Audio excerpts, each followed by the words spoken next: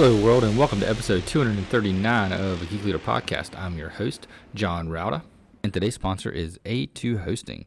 I've been using A2 Hosting solid state hosting solutions for our website at geekleader.com for many, many years now, and absolutely love their support, their service, and all the features that you get. You get access to cPanel. You get all of the things that you can imagine for a great WordPress experience, including their A2 optimized WordPress, which does extra security checks, extra lockdown. You can lock down your editor file so you can't edit anything inside there. You get alerts whenever there are file changes that are done. You can also do automatic updates, backups, and more with A2 Hosting. So highly recommend it. Go to geekleader.com/A2 to get more information and to sign up for their solid state turbocharged speed hosting today. Again, that's at geekleader.com/A2. All right, Geek Leaders. Today on the show, I have Dr. Janet Polach, and she is a global leader in leadership development and coaching area. She's been a strategist and counsel to many different companies and many different cultures all around, from the United States to China, Korea, all over the place. And also, she is a retired Lieutenant Colonel for the U.S. Marine Corps. So, Janet, thank you for your service. Really appreciate that. And also, if you don't mind, just telling the audience a little bit about how you got to where you are today and what are some of the things that you're doing. All right. Thank you, John. And thank you for having me. It's fun to talk to new leaders before they get into some of the troubles that they sometimes do, because we often promote people because they've been great individual contributors and say, ta-da, now you get to lead others. Yeah, that's what happened to me. I screwed up a lot when I first started. Yeah. So we're going to talk about that today. But I got my underpinnings about what is good leadership in the United States Marine Corps. Like you said, I couldn't find a job in education when I graduated from college. And so I said, what the heck? I didn't plan to spend 20 years on active duty or the reserves, but it just kind of happened. You get going and you find a commitment to the Corps, and it just kept me going. But the Marine Corps really spends a lot of time talking about leadership, defining what it is. There are what are called service schools, and at every different level that you get promoted to, you go to these schools, and you certainly talk about tactics and getting the job done, but you really talk a lot about leadership and leading others. And that's where I started. When I got off active duty, I went to work for a government contractor in Washington, D.C. And so, and spent time developing leaders, both experienced leaders and frontline leaderships. And then have been out on my own for a number of years, helping individuals through coaching, and then also through leadership development programs, helping companies foster and develop both their senior leaders and their frontline leaders. And so about a year ago, I guess it was, my business was a little bit slow, I guess, because of COVID. And I said, it's time to finally write a book. And so I did. I took a lot of the content that I had from blog posts and from leadership development sessions and put together these 7 mistakes. And I'm really proud of what I accomplished and what I was able to share with brand new and first-time leaders in the book. So I know you mentioned this kind of briefly at the beginning, and it's a common story that I've told before, because I've been there. And when I got promoted, I was an individual contributor, and I was excelling, getting high marks. And they said, "Oh, you're doing great in this group. Now you're going to manage this group." And as I'm sure you've seen 100 times before, or maybe more than that usually is a recipe for disaster without any additional training, because writing code is very different than managing people that write code. It is. And I discovered that the hard way, where I was not very good at it for many, well, I'd say it's probably the first year and a half to 2 years. And then I realized what I wasn't good at it. I got a mentor, and he gave me some tough love, pointed me in the right direction, read lots of books, and kind of straightened out the course. What are some of the common mistakes that people that fall in that same journey that I'm at, that they run into right off the bat? Yeah. So John, your experience is not unusual, and sadly, it's much more usual than not. We promote our really great individual contributors to become managers.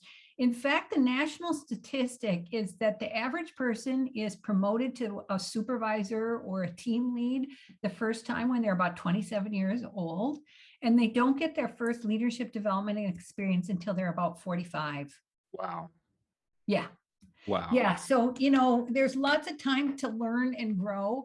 And here's some of the mistakes. Mistake number one is about not transitioning from contributing yourself to contributing through others. Mm-hmm. That's what, to be a great manager, that's what you have to do. And you have to find the passion that I don't get to do it my way anymore. I have to set the stage, I have to set the parameters, and then I will expect my people to do whatever the assigned task is their way. A second one is not having a plan. Sometimes we move into management for the first time in the middle of the year. So we had just assumed the last guy's plan was a good one.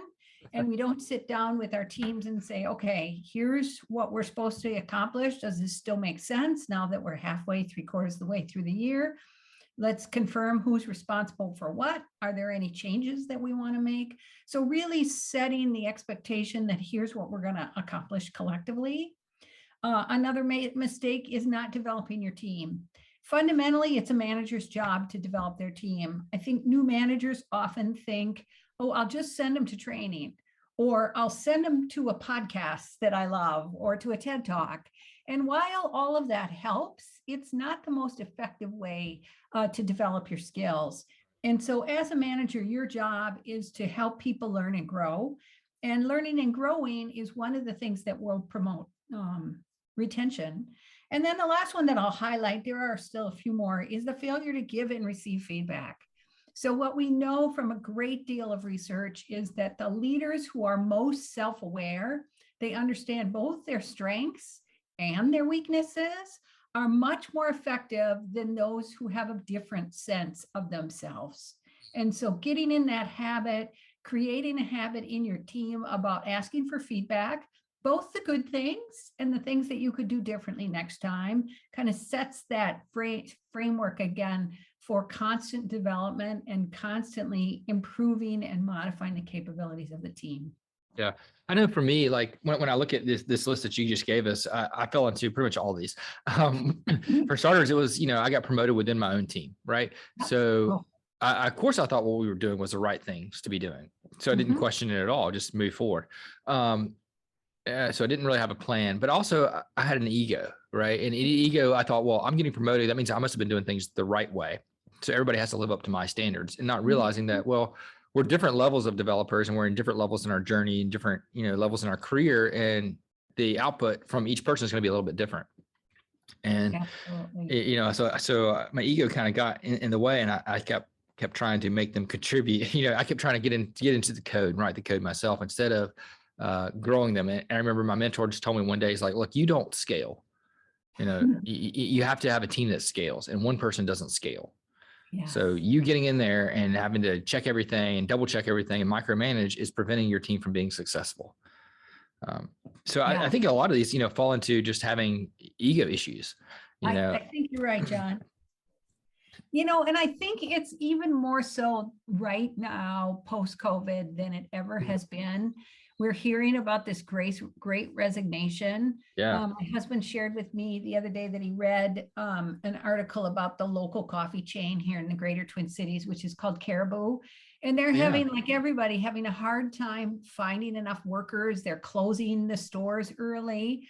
And what this article said when they interviewed people who left is, I am just so tired of people being mean to me.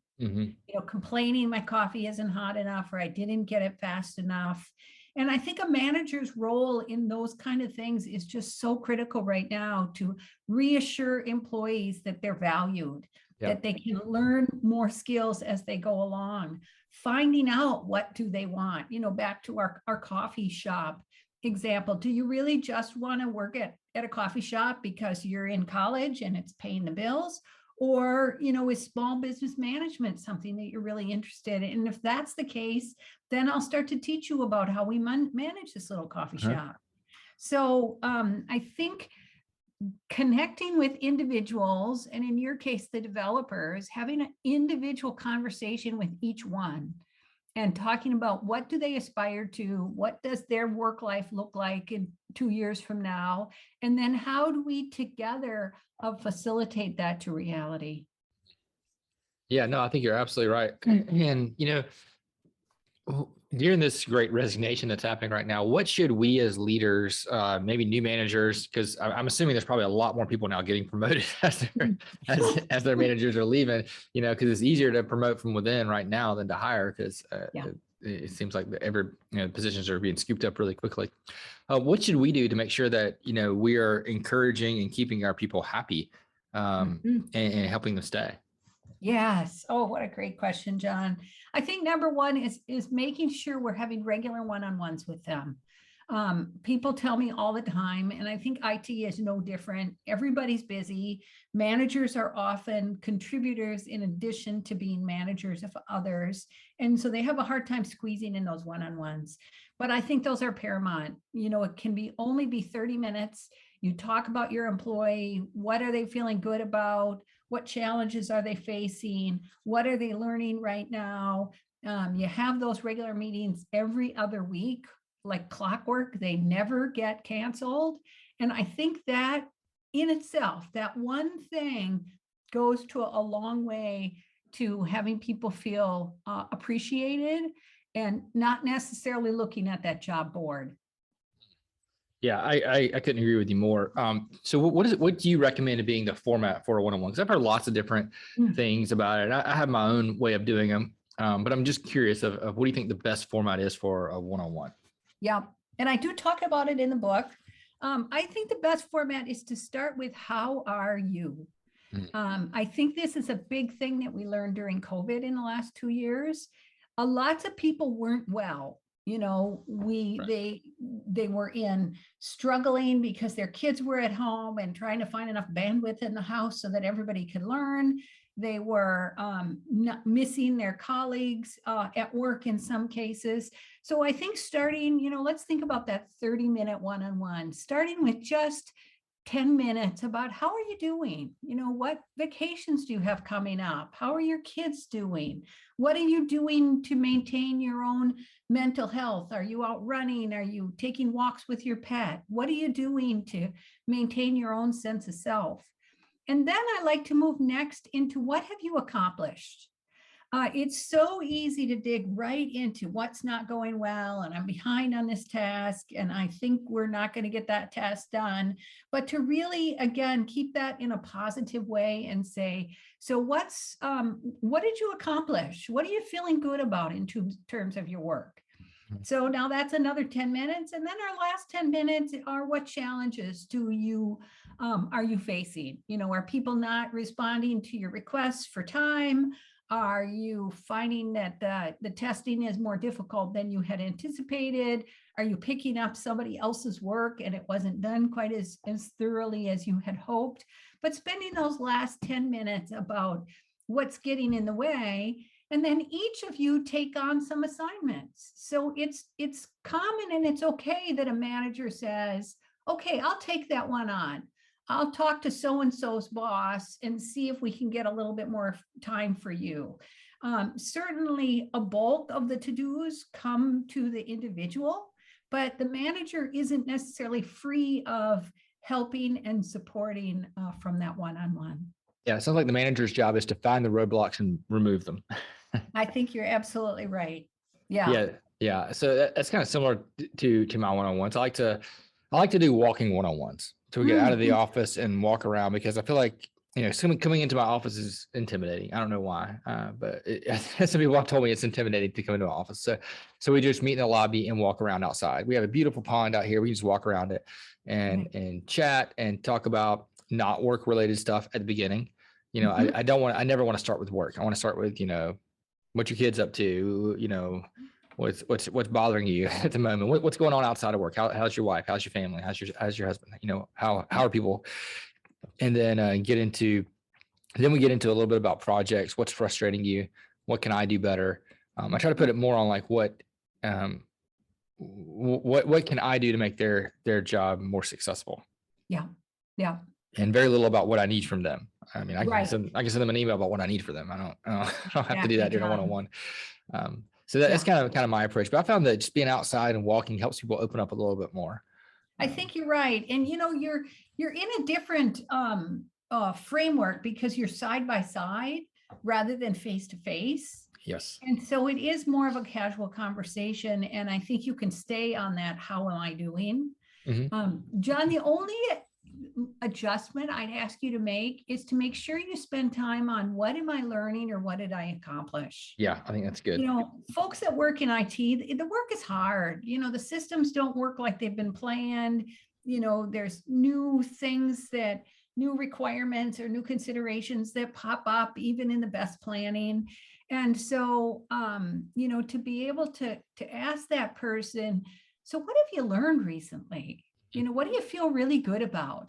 I think really stays in that very positive framework. And I think doing walkabouts outside sets that framework even better. Yeah. So I'm curious, like, what do you see that's similar between your time in the Marines and military leadership versus like corporate leadership, and what's different? What's the big things there? Yeah. So the biggest difference in military leadership and corporate leadership is the actual mission. In the military, especially when you're in combat, you are accomplishing the mission, you are killing the enemy, you are taking the hill, you are getting the job done, you're pulling non-combatants out of a hostile area. I think corporate environment, we don't think about the work we do quite in that level of intensity. Right. It's not as serious. Exactly. It isn't life and death. Right. And, for most of us, even in IT, if you slip by a week, that's okay. Most organizations I know will give a little bit of flexibility. And of course, in the military, there isn't that flexibility because there are grave consequences. Mhm. So I think that's one of the biggest differences. The biggest similarity, though, is what we've already been talking, John, about is, keeping others informed, reminding them of what's the bigger picture here. We're developing this piece of code for, a bigger app because we're going into a new business, because the old system is going to lose its, its platform that it's housed on. So one of the big things I learned in the military was in order to what? Why am I doing the work I'm doing today to accomplish a greater good? And I think that applies very much the same. I think there is another difference between the Marine Corps and the corporate environment is the corporate environment the employee does have a lot more flexibility. They really do get to say no. Yeah. And in the military, you don't, unless you are receiving an unlawful order, which Right. of course doesn't happen, hopefully rarely. But in the corporate environment, you can stand up and say, I think this is a better way to do it, or I just don't agree, or actually I'm leaving because I don't agree and I don't think this project is well managed. So I think that our workforce on the civilian side has a lot more flexibility than it does on the military side. Yeah, do you think that makes it easier for leaders or harder? I think sometimes it makes it harder because I have had many vice presidents say to me, use words like I have to cajole them, or I have to twist their arms. I don't think you need to do that on the civilian side if you've done some of these basics that you and I just talked about, setting expectations, Build trust, the usuals. exactly. Yeah. Yeah. Yeah. In the military, in the Marine Corps, we don't talk about building trust much, but it happens through the initial training. It happens at boot camp. It happens in your military specialty school. It happens in some of these service schools. And we continue to build that camaraderie and knowing what other people are going to be doing. But I think, taking time to build trust and get people to respect you is really critical. When I lived in Washington, D.C., I had been off active duty maybe 3 years, and I was still in the reserves. And so I went to Quantico, Virginia on weekends for my reserve time. And then I worked for a government contractor in Washington, D.C. And in both jobs, I was an HR professional. And it was really interesting because when I had my uniform on and my captain's bars, I'd say, all right, Corporal, I want you to get this done by X. And they'd say, yes, ma'am. And then I had a few administrators in my civilian job, and I'd say, I need to have you have it done by X. And they'd say, I'll see if I can get it done. So the expectation was different. And I always thought it was interesting because I still knew the same amount, whether I had my uniform on or my civilian clothes, but there was a different kind of relationship between employer and employee on the business side than it is in the military side. Yeah.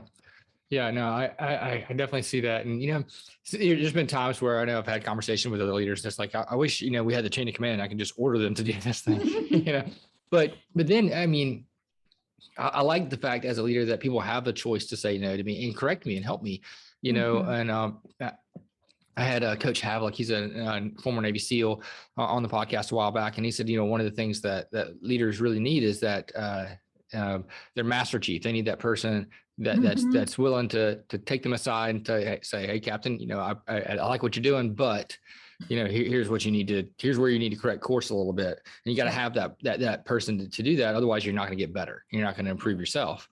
And I think that's one of the things that I really like about the civilian leadership. John, I do wonder if you've kind of hinted to creativity and problem solving. I do wonder if problem solving is better, more efficient, broader on the civilian side than it is on the military side. Because again, you're following orders. I can't imagine a captain ever saying to his troops, so what do you think? How do you think we should take this hill? Yeah. It's not in the way they were trained. And I think it makes sense in that environment. But I do think on the civilian side, getting, the programmers, getting the people that are actually working with the system to sit around and say, what haven't we thought about? What else could we try? And everybody puts their 2 cents in, I think makes a huge difference. Yeah, no, I think you're right. I love the fact that, we can have those conversations and I can be, completely honest and say, I have no idea how we're going to do this, but we're going to figure it out. And nobody thinks less of me because of that. Yeah. Right. So John, I want to give just a little pitch for my book. Chapter 6 is all about innovation. Yes. I loaded it with a number of techniques for when your team gets stuck. How do you think about things a different way?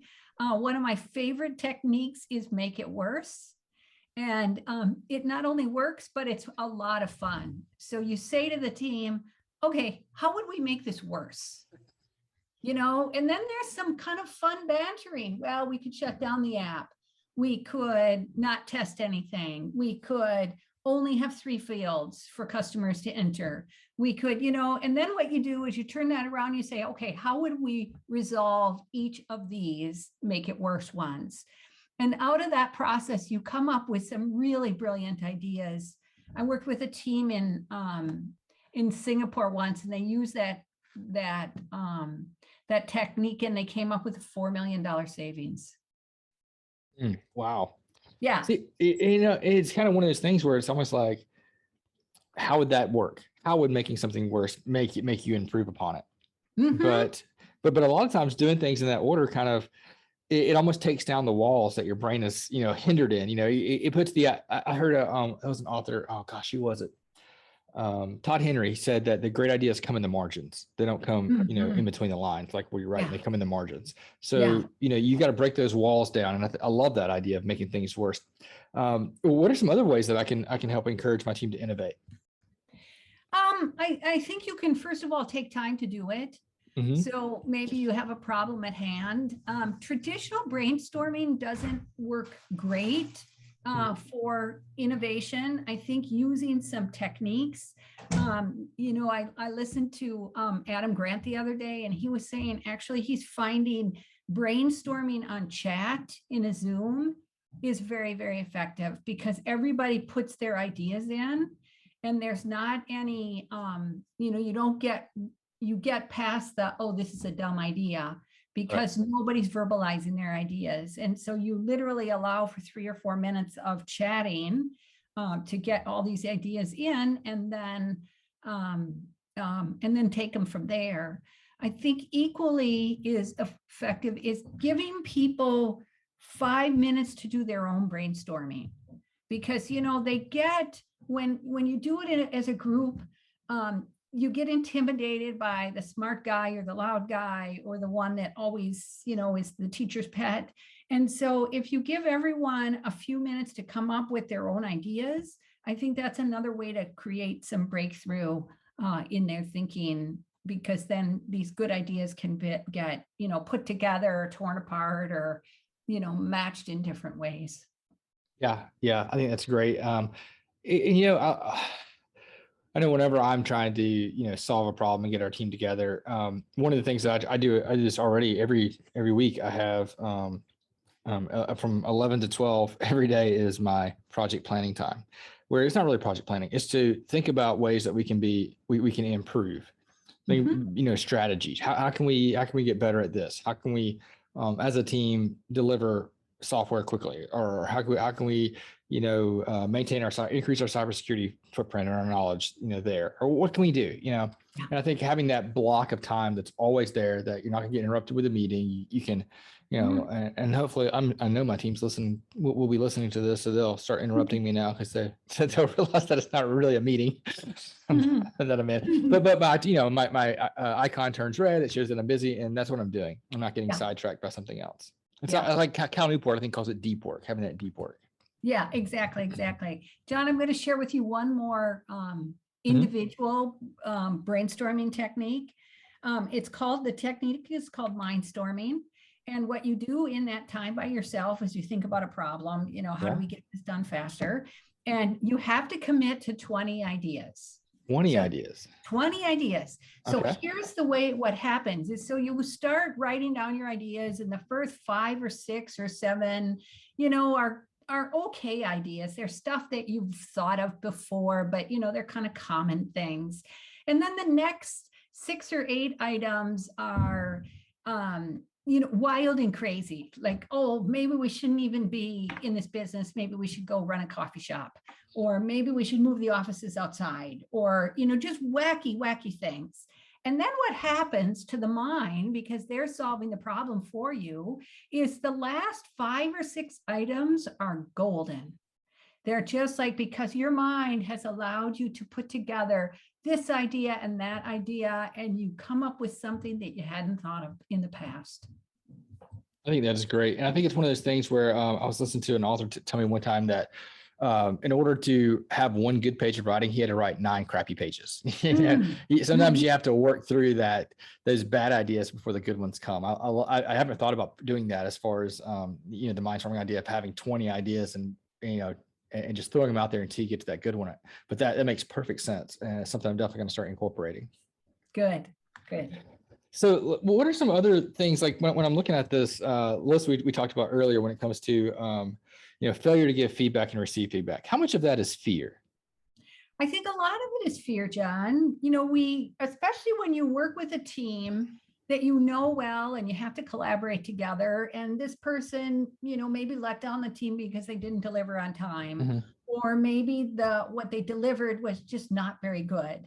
And so you've got to give them that feedback. So I think planning beforehand, and I even encourage people to write it down. There was a guy that I learned leadership development from on the commercial side. There was a really well-regarded national practice called Frontline Leadership from a company called Sanger Miller. And he used to say, it shouldn't take you longer than 60 seconds to give anybody feedback, because otherwise you get into a laundry list. So you start with, you're focused on what should the person do differently next time? We can all plot over old ground, and if someone makes a mistake, they almost always know they make a mistake. So having their manager say to them, that was really crappy code that you just wrote. They probably already knew it, and if they could have done a better job because their kids weren't distracting them, or they had more time, or the system didn't crash, they would have. So I think number one, future focused. I think number two is describing the behavior in terms of the impact. So why did that behavior matter? So again, if you've done a low quality job, describing the impact that that had on 2 or 3 other people downstream, I think is really important. And then jointly talking about how are we going to do it differently next time.